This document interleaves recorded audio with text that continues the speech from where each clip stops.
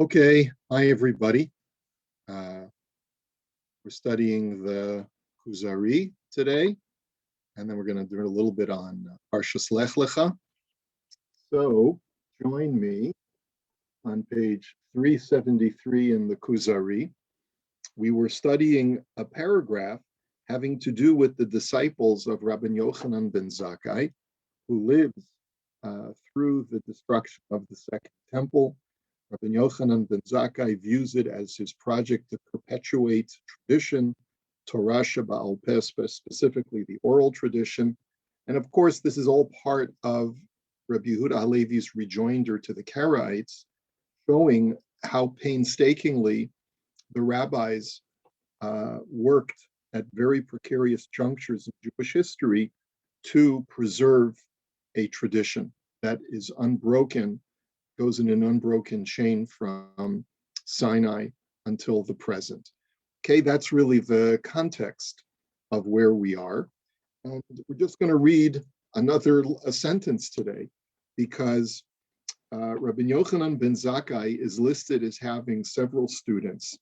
Going back to page 372, the first student that is mentioned is Rabbi Eliezer ben Horkenes, and then we had mentioned Rabbi Shmuel ben Elisha, and then we had mentioned Rabbi Yehoshua, who was involved with Rabbi Gamliel. That's what we talked about last week. And then now we're up to the next sentence in subparagraph 10. Rabbi Yossei and Rabbi Elazar ben Arakh were also his students.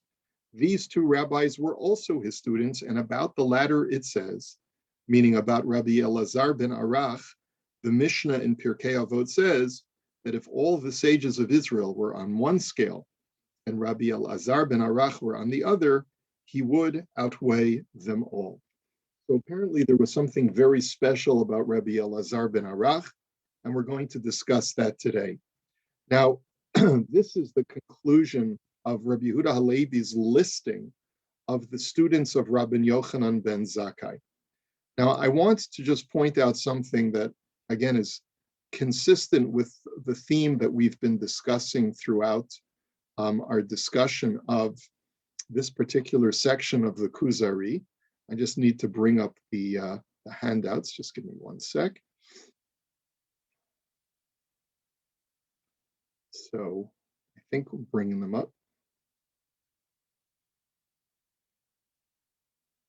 Okay, so this is not the right one. So let me bring up the other one. There we go. Can everybody see my handout about Rabbi Yossei and Rabbi Elazar ben Arakh? Now, let me just point to the Mishnah in Pirkei Avot, which talks about the 5 students, Chamisha Talmidim, Hayu Rabbi Yochanan ben Zakkai. Rabbi Yochanan ben Zakkai, according to the Mishnah, had 5 disciples. Now, they are Rabbi Eliezer ben Horkenes, Rabbi Yehoshua ben Chananya. We've mentioned those already in the Kuzari. The Rabbi Yossei HaKohen. This is the Rabbi Yossei that's mentioned now. Some identify him as Rabbi Yossei Bar Chalafta, is another alternate name. And then we have the name of Rabbi Shimon ben Netanel. And then the 5th name is Rabbi Elazar ben Arakh.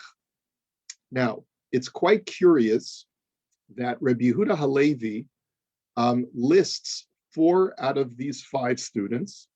He listed Rabbi Eliezer ben Horkenes at the very beginning as the author of Pirkei de Rabbi Eliezer, as a very important midrashic text that taught about a lot about science and astronomy. And we mentioned at that time that the reason why Rabbi Yehuda Halevi wanted to make mention of Rabbi Eliezer ben Horkenes was to point out that the rabbis, contrary to what the Karaites suggested, were extremely wise and not only possessed rabbinic Jewish knowledge, but also worldly knowledge about science and astronomy. He lists Rabbi Yehoshua ben Chananya, if you remember from our story last week, because there was a very important episode or series of episodes in the life of Rebbe Yehoshua in his, perhaps in his disputes with Rabban Gamliel, who was the Nasi, that sheds light on the process of coming to a conclusion of what the correct halacha is in the absence of prophecy.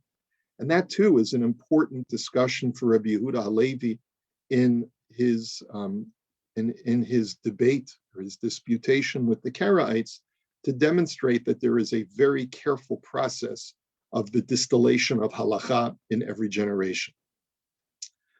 He also makes mention of Rabbi Yossei in this paragraph, and makes mention of Rabbi Elazar ben Arakh. The one name that Rabbi Yehuda Halevi does not make mention in the Kuzari is Rabbi Shimon ben Netanel, who is also a very important student of Rabbi Yochanan ben Zakkai, because if you follow through this mission in the second chapter of Pirkei Avot, you'll discover that each one of these 5 students of Rabbi Yochanan ben Zakkai was known for a different trait. And as a matter of fact, the trait of Rabbi Shimon ben Netanel is that he fears sin. He's a very, very pious individual who was very, very careful to be extremely meticulous in his observance of halacha. Now, he's not mentioned by Rabbi Yehuda Halevi. Instead, Rabbi Yehuda Halevi had mentioned Rabbi Yishmael Kohen Gadol, who was probably a junior colleague of Rabbi Yochanan ben Zakkai, because it appears from the story that we saw that Rabbi Shmuel served in the temple. So he was alive before the temple's destruction.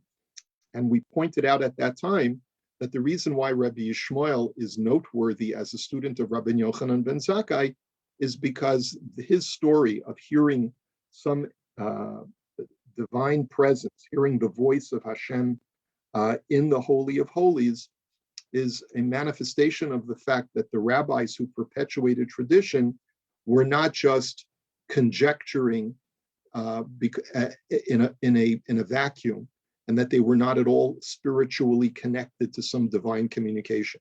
They had Ruach HaKodesh, they had divine inspiration, and that was our explanation as to why Rabbi Yehuda Halevi feels it important to mention Rabbi Yishmael Kohen Gadol. But I just find it quite curious that he lists 4 out of the 5 students in this Mishnah. He omits Rabbi Shimon, and he adds Rabbi Yishmael. Now, it is possible, I don't know, I didn't see Rabbi Yehuda Halevi's version of the Mishnah. Maybe in Rabbi Yehuda Halevi's version of Pirkei Avot, his Mishnah said Rabbi Yishmael instead of Rabbi Shimon. I don't know. But it's also possible that Rabbi Yehuda Halevi has been quite selective in choosing the disciples of Rabbi Yochanan ben Zakkai who are demonstrative of the argument that he is putting forward, which is that the sages during this very precarious time went to great extents to perpetuate Judaism, and they had the credentials to do so, contrary to the Karaites. So I just wanted to point that out. And now that I've pointed it out, let's go into the students specifically that are mentioned today, Rabbi Yossei and Rabbi Elazar ben Arakh, both of whom have stories or sort of aspects of their lives that bolster Rabbi Yehuda Halevi's argument. So the first one I want to talk to you about is Rabbi Yossei, who is again a chief disciple of Rabbi Yochanan ben Zakkai. There's a statement in Tractate Sanhedrin that Rabbi Yossei says that Ezra was suitable, given his greatness, for the Torah to be given by him to the Jewish people had Moshe not come first and received the Torah already. And he proves this from showing scriptural connections in verbiage that are contained both in the Torah and in the book of Ezra.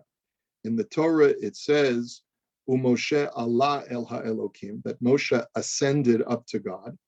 And it says about Ezra, who Ezra Allah mi Bavel, that Ezra ascended from Babylonia to Eretz Yisrael.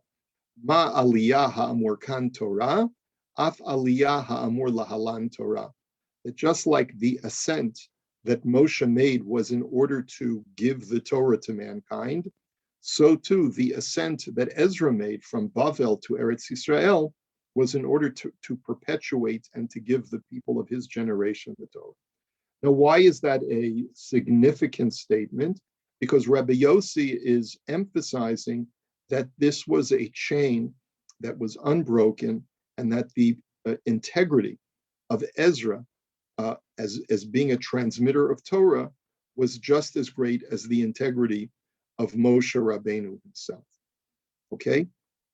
Now, and Rabbi Yossei, by the way, in the Mishnah, is known as Rabbi Yossei Chassid. Rabbi Yossei is a pious individual, always going above and beyond the requirements of halacha. So one of the things you see about Rabbi Yossei in his efforts to always be pious is to connect history, is to connect our past to the present, to connect Ezra to Moshe. And therefore, it's not surprising that another thing that Rabbi Yossei was famous for, as the Gemara in Masechet Nida says, Man Tadna Seder Olam Rabbi Yossei. Who is the author of Seder Olam? That is a text that was known about in the times of the Talmud, and it was written by a Tana. It was written by a Mishnaic sage.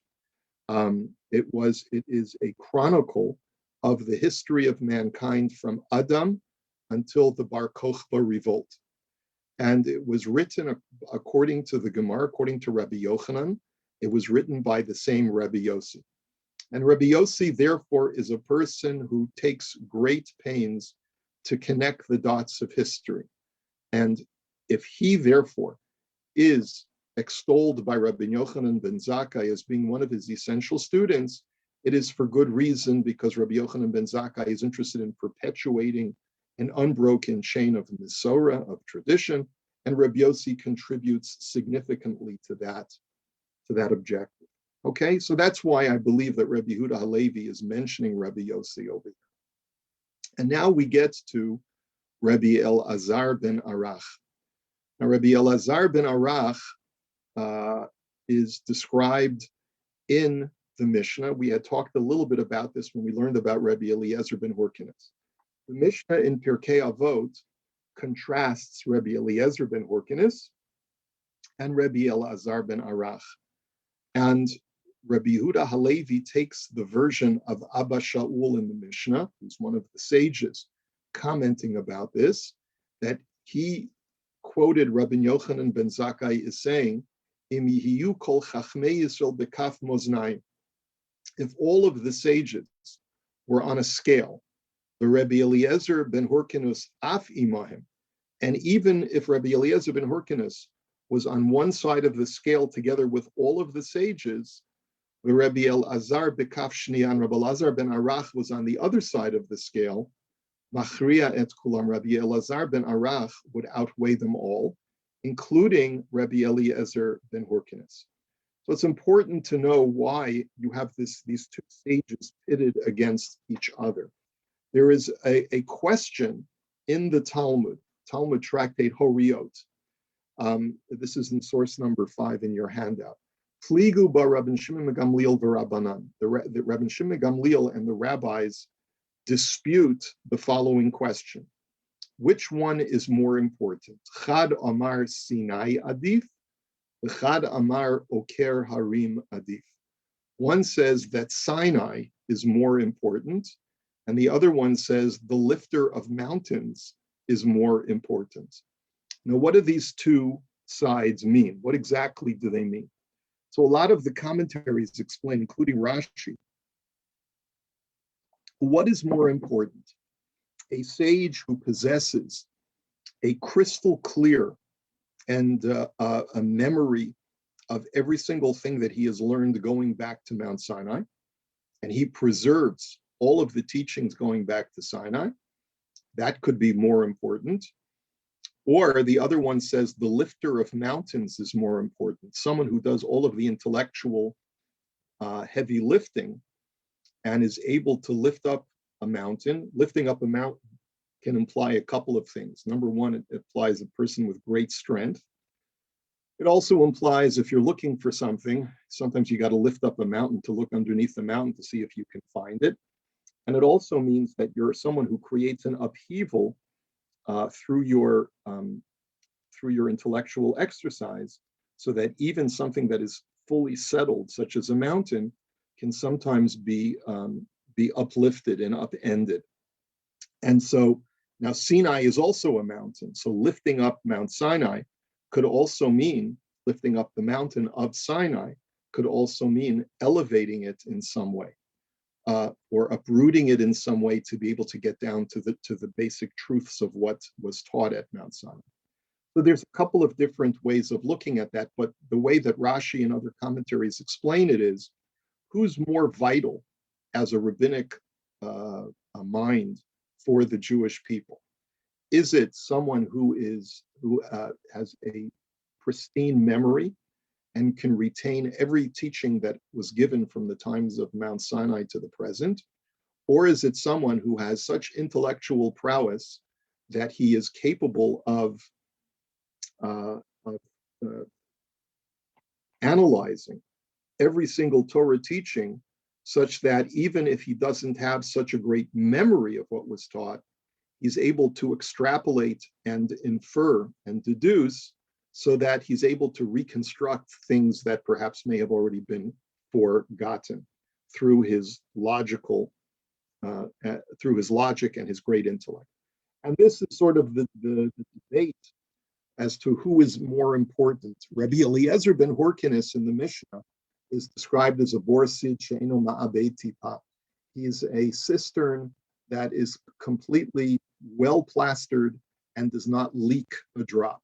He had a photographic memory, it seems, and therefore never forgot any teaching that was ever taught to him.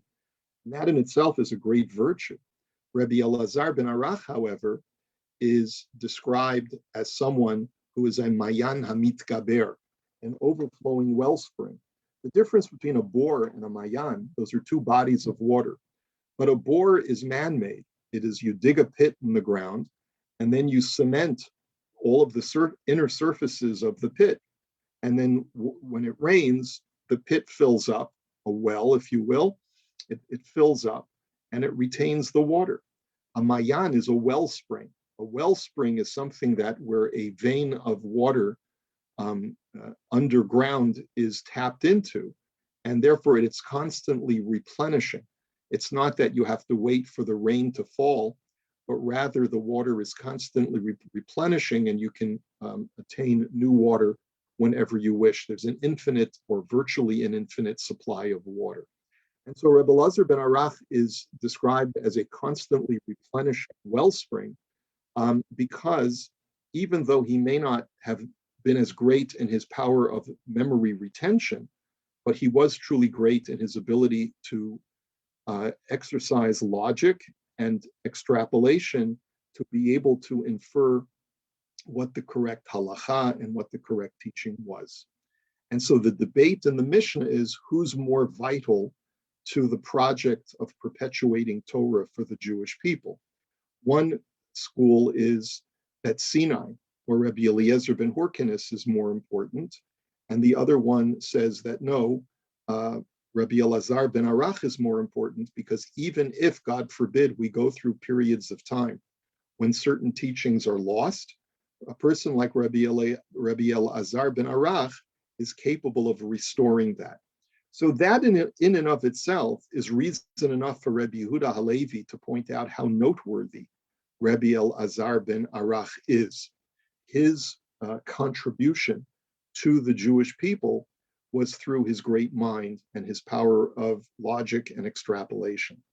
Okay, but there's actually another aspect of Rabbi Elazar ben Arakh that I feel ought to be underscored over here, which also will bolster Rabbi Yehuda Halevi's argument about the integrity of the rabbis who lived to perpetuate the tradition. This is a Gemara from Masechet Shabbat, page 147b, and it quotes Rabbi Chelbo. We'll just read it in English. Rabbi Chelbo said, the wine of Perugaita and the water of the Diom set deprived Israel of the 10 lost tribes. Because the members of these tribes were attracted to the pleasures of wine and bathing and did not occupy themselves with Torah, they were lost to the Jewish people. That's just the commentary of what this line in the Gemara means.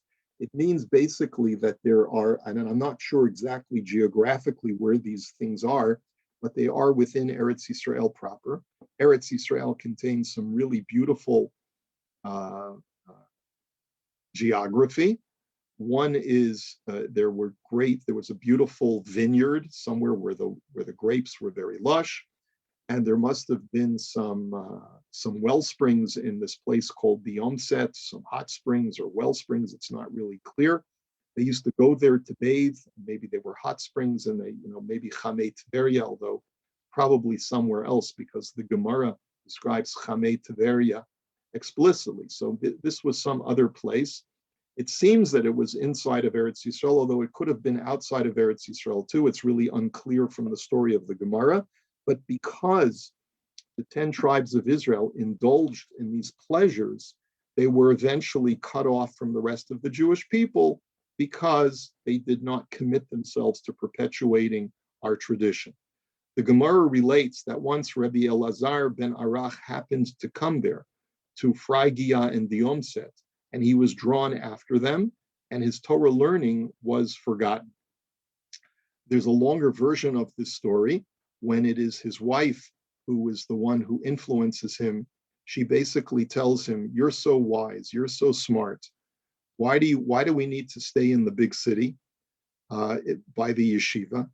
We should go to a nice, beautiful, bucolic countryside where we can enjoy life." And he said, "Well, what about all of the rest of the scholars?" So she said to him, "What do you need them for? They need you. If they need you, they'll come to you. You don't need to go to them." So he listened to his wife, and they went. And after some time, it's not clear whether it was months or years, but his Torah learning began to be forgotten. He started to forget things. And when he returned, so he came back to visit back to the yeshiva at some point. He stood to read from a Torah scroll, and it was either Parshat HaChodesh or Parshat Bo, but the Torah reading was from Exodus chapter 12, and it was supposed to read HaChodesh Hazel Lachem, this new month is for you. But he had forgotten so much that he could barely remember how to read the Hebrew letters, and instead of HaChodesh, he read it as with a resh instead of a dalet, HaCharesh, and instead of reading Hazeh, he read Haya, and instead of reading Lachem, he read Libam, HaCharesh Haya Libam, and meaning that have their hearts become deaf. It was almost like a self-pronouncing prophecy about himself, that instead of reading the very first mitzvah of the Torah given to the Jewish people, he reads about his own condition, how he has become sort of closed up and no longer capable of studying Torah. The sages prayed and asked for God to have mercy on him, and his learning was restored. That is what we learned in a Mishnah. That Rabbi Nehoroi says, "Exile yourself to a place of Torah, and do not say that it will follow you, as if you are in a place of Torah. Your colleagues will establish it in your hands, and do not rely on your understanding alone." So meaning that don't think that just because you're a great Talmud Chacham, that you can afford to leave the yishuv, you can afford to leave the community, and because ultimately, if you do not have the stimulation of communal interaction, you will not be able to retain your Torah knowledge no matter how smart you are. There needs to be the constant back and forth interchange between yourself and the rest of the rabbinic community if you wish to retain your learning properly. So that's the lesson. And I believe that this too is a very important teaching that Rabbi Yehuda Halevi wishes to allude to at this point in the Kuzari. The key to the preservation of our oral tradition was also this, that we kept together our communities, even though when we were parts of communities, sometimes we were persecuted. but because we remained ghettoized in a sense, but I say that in a non-pejorative way, in a positive way, because we were cloistered together in Jewish communities, this was a way of ensuring that our tradition would be preserved as well. And even a person like Rabbi Elazar ben Arakh, who was so vital to the project of Mesorah, could potentially lose that if he didn't stay part of the community. And therefore, the communal infrastructure is also part of what has kept our tradition alive. Okay, so that concludes our discussion both of Rabbi Yossei, the historian who connects the dots of history, and Rabbi Elazar ben Arakh, who's the constantly replenishing wellspring and remains, whose communal involvement is the key to the preservation of our Mesorah. Any comments or questions at this point before we conclude our discussion for today? Okay, quiet group. Let's close this. Second.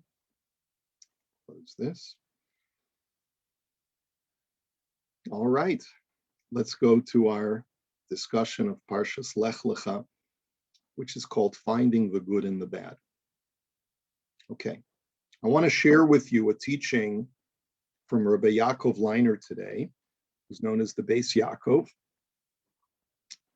part of the Ishbitz dynasty.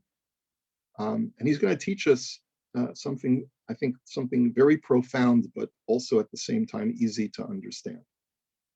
The Torah relates that there was, after Avraham waged battle with the four kings in order to rescue his nephew Lot from captivity. I think most of you are probably familiar with that story that's contained in our Parsha, that Lot was living in a town called Sodom. There was political unrest at the time, and there was an effort to conquer the entire region of Sodom by a consortium of four kings, four rulers. And when Avraham discovered that his nephew living in Sodom was among the captives, and usually when you're a captive, you become a slave, he went ahead and went to save his nephew. After he succeeds in beating back the four kings and returning Sodom to its autonomy, there was a man named MalkiZedek. There's a lot written about MalkiZedek. Also in English, he's known as MalkiZedek, and there's a lot of Christian teaching about MalkiZedek. Some Christian scholars read into MalkiZedek that he's almost like a Christ-like figure, which we're not going to get into right now. But it says that he was the king of Salem, and he goes out to greet Avraham, and he brings out bread and wine. V'hu chohen lekel elyon, and he was a priest of God Most High. And it's a very interesting appellation for Hashem. Hashem goes by many different descriptions, but MalkiZedek identifies Hashem as the God of Most High. Vayevarechehu vayomar, he blesses Avraham, and he says to him, Baruch Avram lekel elyon konei shemayim, or it's blessed is Avram to the God of up high, who is the owner of heaven and earth. Ubaruch kel elyon asher migein sarecha biyadecha, and blessed be the God of Most High, who has delivered your foes into your hand. And he tithes and gives Avraham a tenth of everything. There's one point that I would like to make about MalkiZedek. He is also identified by our sages as Shem, the son of Noah. And if so, then MalkiZedek is the great grandfather of Avraham Avinu. So it's and he's quite an elderly man at this time, but he lives an unusually long life, as would be expected of people of that generation. He became known as MalkiZedek. He made himself into a religious priest, or he was anointed as such, and he delivers to his great-great-grandson, Avraham, this gift and this blessing. So there's a medrash that tells us as follows, that regarding this king of Salem, what is Salem? What is Shalem? Well, Salem, as many of you probably know, is Yerushalayim, Jerusalem, Jerusalem. So Salem and Jerusalem have a very similar name because MalkiZedek was living in Yerushalayim, and it had originally been known as Shalem and not Yerushalayim. So Avraham kara oso yireh. Shenemar vayikra Avraham shem hamakom hahu Hashem yireh. So Mount Moriah is known as the place of the Temple Mount. And therefore, Avraham calls the place of the Temple Mount, which is the center of Jerusalem, he calls it God will see. The word is yireh, right? Yireh. Now, yireh sounds a lot like yiru. Yiru, yireh, very, very similar. So you see where we're going with this. Shem kara oto shalem. Shenemar u'MalkiZedek melech shalem. Now, Noach's son Shem, also a righteous man, called the name of the city Shalem. So Avram calls it Yireh, Shem calls it Shalem, and Hashem says, I have a bit of a quandary now. Amar HaKadosh Baruch Hu, im korei ani oto Yireh, keshem shekara oto Avraham. God says, if I name the city Yireh, which is the name that Avraham gave this place, Shem Adam Tzadik Mitraim, then Shem, who is a righteous man, will complain. Hey, how come God you changed the name? I feel bad. V'im korei ani oto Shalem, Avraham Adam Tzadik Mitraim. If I call it Shalem, then Avraham's going to complain. Hey Hashem, I called it Yireh. Ela hareini korei oto Yerushalayim. Kemo shekaru shnehem Yireh Shalem Yerushalayim. And therefore God says, I will combine the two names, Yireh and Shalem. That is how Jerusalem acquired its name. It's a combination of Abraham's name and MalkiZedek or Shem's name for the place. So this is a well-known midrash. It is quoted quite often. I use it many times on Yom Yerushalayim to talk about where Jerusalem got its name from. But now I'd like us to delve deeper and try to understand what's in a name. What is the significance of whether the city is called Yireh or Shalem or a combination of both names? Does it really make such a big difference? And so our premise is that there's got to be something deeper here. There's got to be a message conveyed in the word Yireh. There's got to be a message conveyed in the word Shalem. And there's got to be some kind of tension between these two theological positions, which is reconciled by God in combining the two together. And that's what Rav Yaakov Leiner wants to try to present to us. And we're coming into a much lengthier discussion. So we'll just read from the second line in this text that appears on your screen. I hope everyone can see it. I also emailed our list the handout earlier today. But starting from the second line, Rav Leiner says as follows: V'zehu gam kein ha'inyan di'ita b'midrash. Shem karat Shem Yerushalayim Shalem ve'Avraham Yireh. That we're coming in the middle of a discussion where MalkiZedek is a little bit conflicted about Avraham saving his nephew Lot. Because on the one hand, Lot was not a savory individual. He was not a particularly great person. And MalkiZedek may have had some questions as to whether what Avraham was doing was truly a virtuous thing by saving his nephew from being conquered.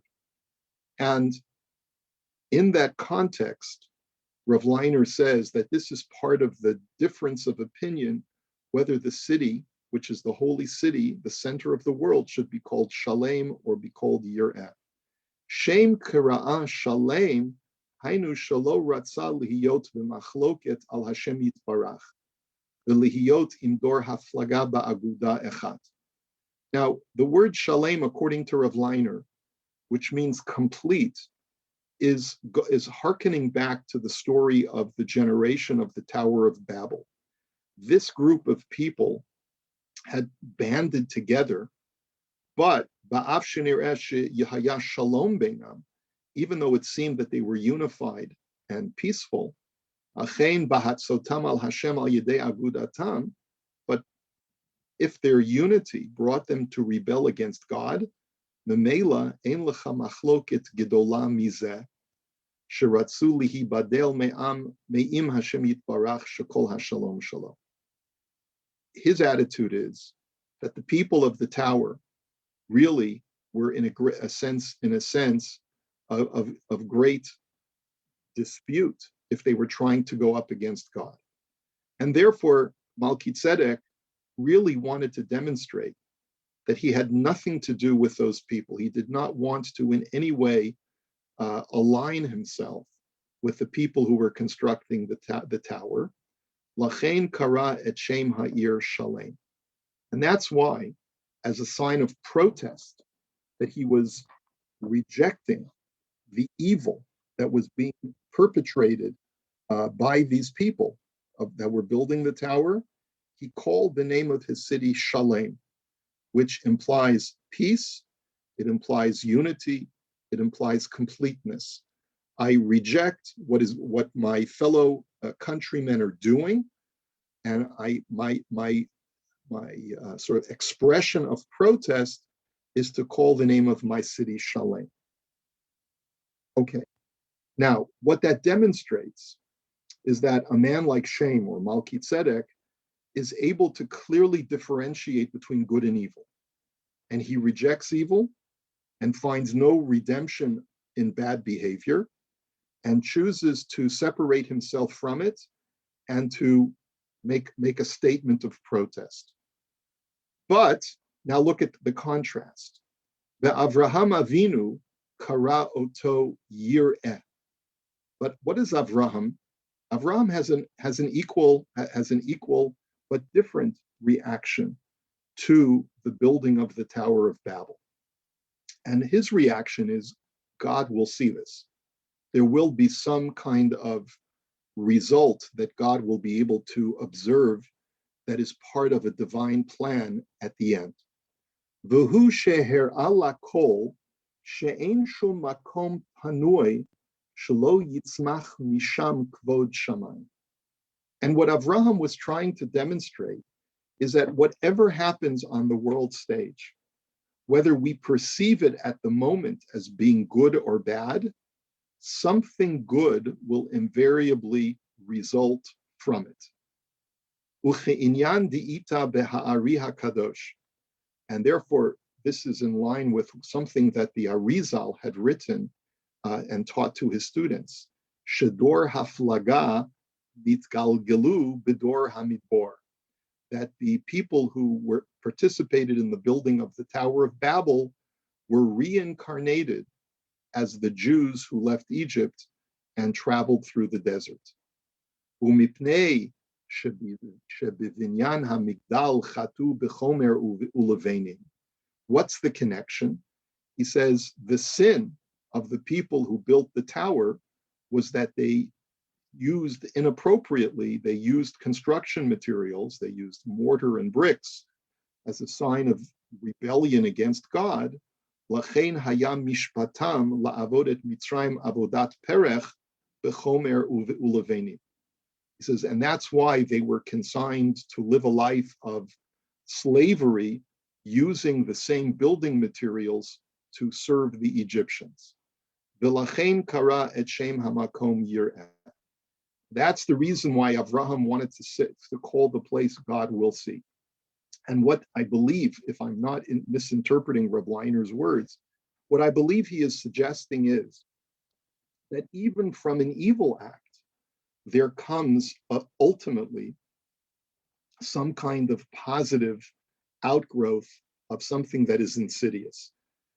The fact that the people of that generation unified together to construct something, even though objectively it was an insidious act of insurrection against God, but the fact that people were unifying to build meant that there is you can take that action and use it and convert it into something positive.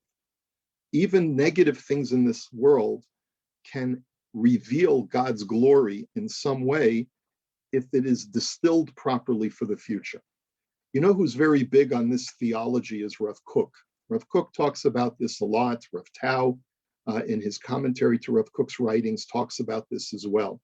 And Rav Kook was very big into this idea that every political movement, even communism, which was on the rise during his times, even though it may be insidious and evil, but there are kernels of holiness in every movement. Even when you must conclude that those movements must ultimately be rejected because the overall result is evil, which is what the result of the Bolshevik communist revolution was all about. Ultimately, it resulted in the genocide of millions upon millions of people. Nevertheless, there is something contained within the ideology that has a kernel of holiness within it as well. And even though it cannot be realized as such at the moment, at some point, some distillation occurs over the course of history. It may take hundreds of years, but at some point, the distillation of an ideology can be distilled into something pure.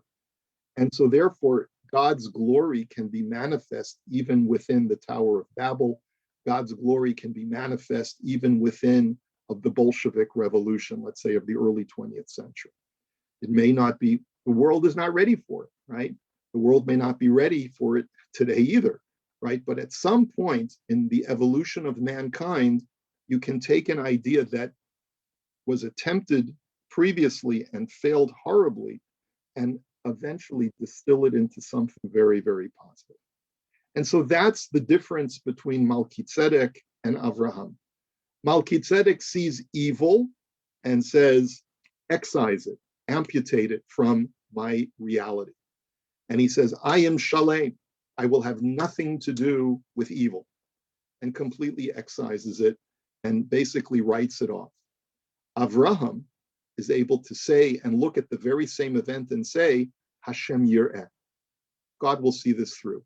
There's got to be something here that God can redeem from this event.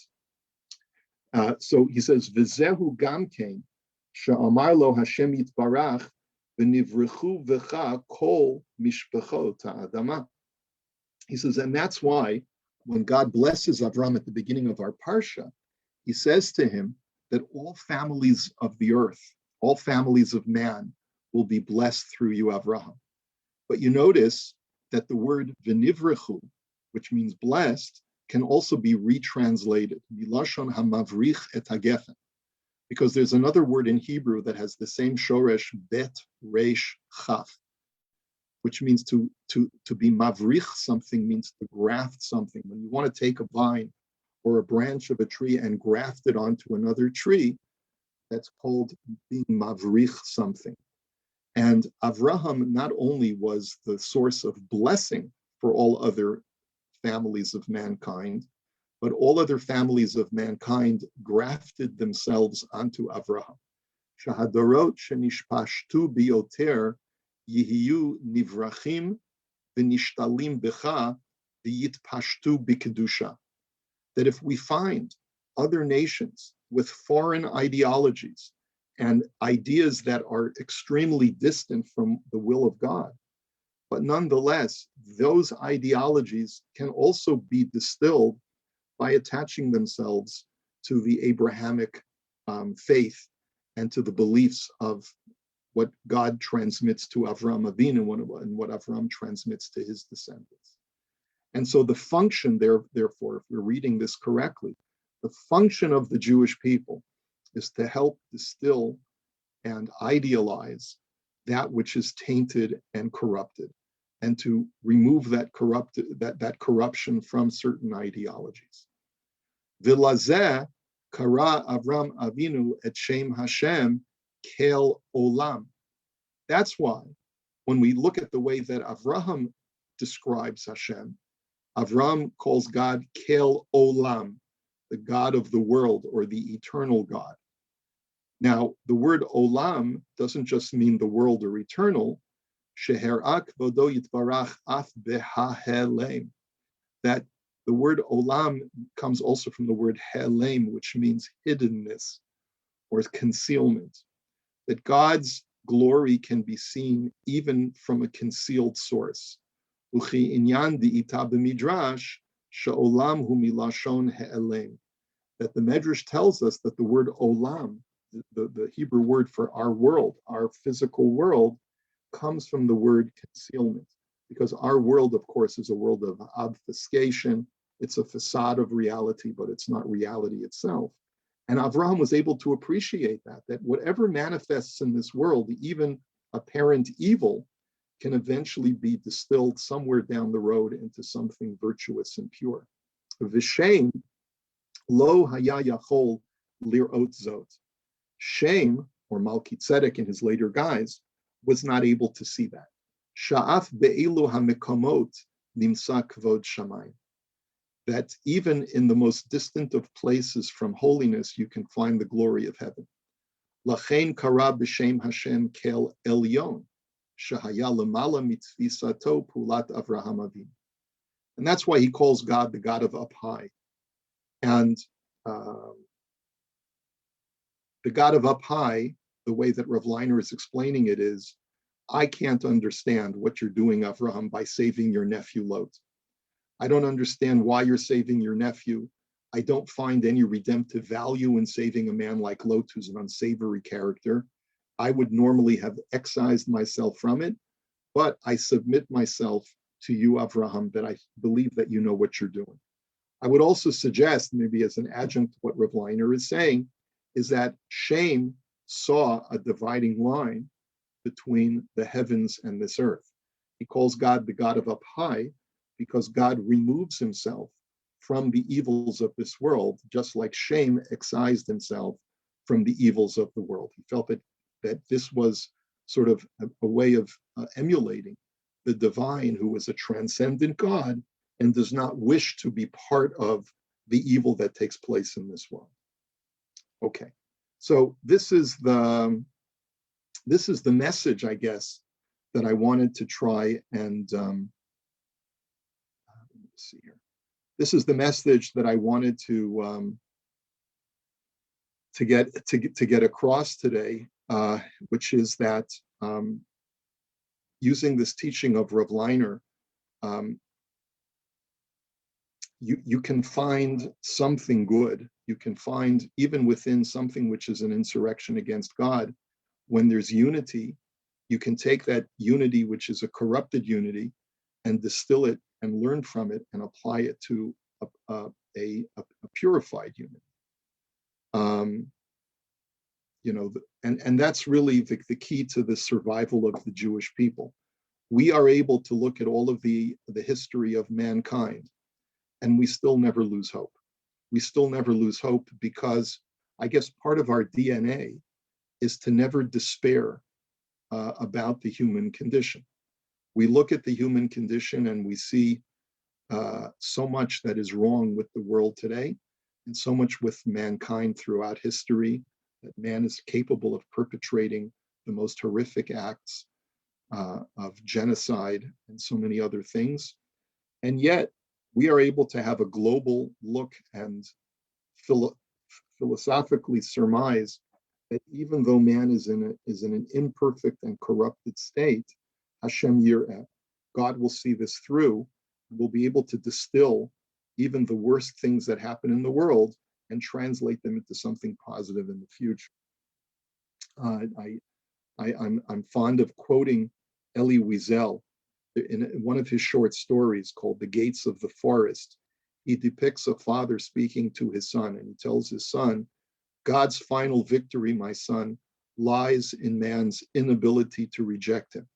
You think you're cursing him, but your curse is praise. You think you're fighting him, but all you do is open yourself to him. You think you're crying out your hatred and rebellion, but all you're doing is telling him how much you need his support and forgiveness. This is the Jewish model. The Jewish model is be able to say, Hashem Yireh. And that's something that I think we inherit from Avraham Avinu, Avraham, our patriarch. Okay. Questions, comments? Yes, as Avraham demonstrates hope. Yes, absolutely. Yes, this is so beautiful and uplifting. There are young couples afraid to bring children into the world. Hasn't that been always true?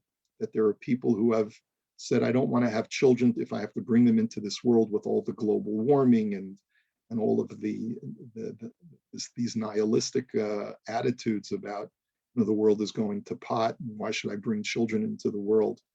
Of course not. The Jewish attitude is, of course I'm going to bring children into the world. That's my job, and it's my children's job to make the world better. Instead of not bringing children in, what am I supposed to resign myself to the world just blowing up at some point? Not at all. We say Hashem Yireh. God will see this through. There'll be something good that comes out of everything in the progression of mankind. Okay. On to any other questions, comments? Feel free to unmute yourself at any time.